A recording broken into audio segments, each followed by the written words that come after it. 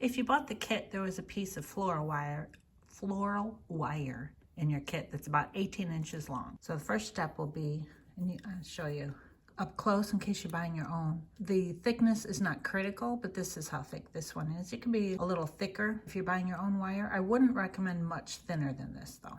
But we're gonna cut this in half. If you have a needle nose pliers, most of those have wire cutters right there. And then just set one of those aside for now. Now I'm gonna take the ear, overlap just a little, and now I have it bent like this. I'm going to insert it into the ear. And at the bottom, I want there to be a little bit of a line like this, but I want it inside here. I want this part of the wire to be about 1/8 of an inch below the end of the ear there.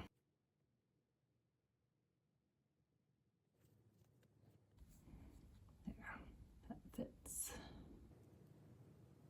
And I took the length of wire from this one and I'm wrapping it around the horizontal wire. Wrapped it around a couple times that way, and now I'm going to wrap that around. And then I'm going to take this wire, bend it down, and wrap it around. And I'm crimping those ends so they're not sticking out. It's these sharp ends. Like that. And now we're going to slide that into the ear. Push that in a little bit. And now we're ready to close up this ear.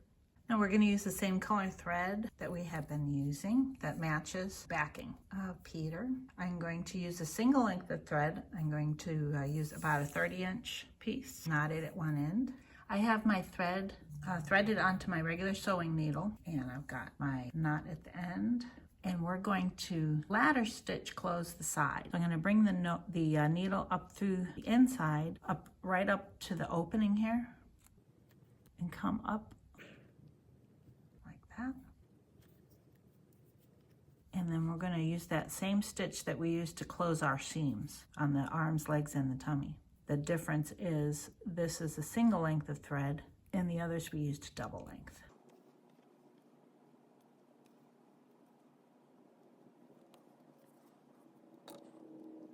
And like I did before, every few stitches, then I'm going to pull it closed. Sometimes it helps to use another needle. Okay, and now we're at the end. I'm going to pull this closed. Now the bottom, I'm going to whip stitch.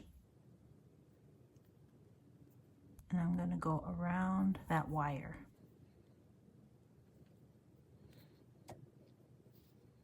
There. Now do the same with the second ear. Okay, now we've got both ears wired and stitched up. And I'm going to take the needle on both because I've got the threads hanging out the bottom, but I'm going to come around the back and come out the front and make sure that the wire is below the needle. Do that for both. Got 4 straight pins, and we are going to position our ears. Now we're going to have the ears about in the center of the head this way, and then however you want to put your ears, this is your personal preference, but just play around with the position until you find a look that you like. Positioning the first ear is easy. It's matching the second one that's hard. I'm going to put a pin in this corner and the other corner. The hard part, which is trying to match the other one. And this is how I eyeball it, and then I kind of use each eye as the anchor so that I can try to determine where these corners are in relation to the ear. And here I see that this corner is a little in front of the edge of that eye, so I'm going to do the same for the other.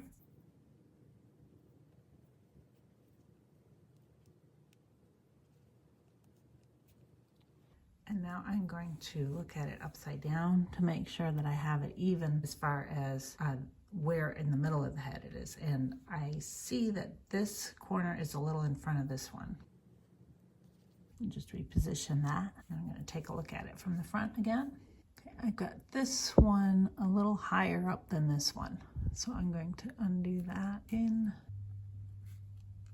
Oh, okay, now we're ready to stitch. I'm going to take the thread tail for this ear and thread the needle with it, my regular sewing needle, which is usually like a number 16 millimeters needle or something that's about that long but straight originally. And I like to use a skinny needle because it leaves smaller holes in the fabric.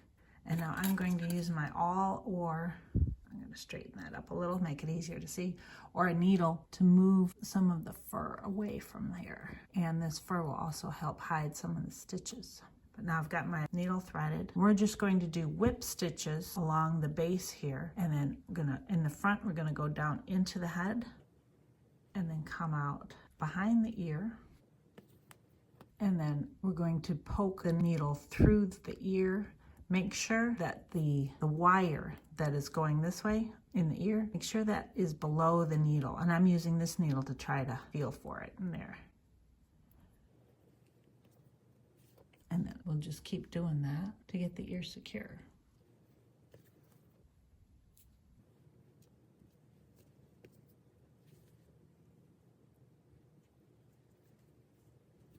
And I want to make sure this ear is very secure.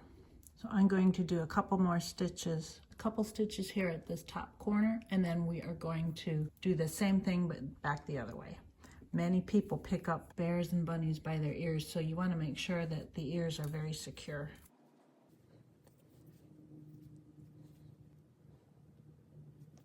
I'm trying to get very close to the edge of that corner to make sure the corner is secure. And now I'm going to start my way back down this way.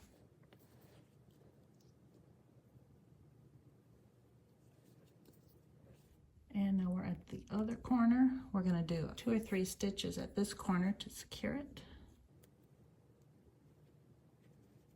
And now I'm going to test the ear here, tugging on it a bit. It seems fairly secure. So I'm going to finish this stitch off I'm taking the needle and going a little in front of the ear here, coming in back of it through the head. And then I'm not pulling it tight yet. I'm going to take the needle and go 2 or 3 times through that loop. Pull it tight. And we're not going to cut it off at the knot. I'm going to thread the thread onto one of my longer needles and then insert the needle right about where the knot was and go diagonally through the head. Pull it tight. And you could cut it there, or sometimes if I feel like it, I'd go one more time through the head just for some more security. And now we're ready to get that thread off like this. I like cutting the thread like that so that I don't accidentally cut some of the mohair. And now do the same with the second ear. And now we have our Peter Rabbit. And finish grooming him, I just take a needle or my awl and I bring the fur out from underneath the ear and then kind of fluff it up in front of it. Do the same in the back. And now you have your wire-eared bunny.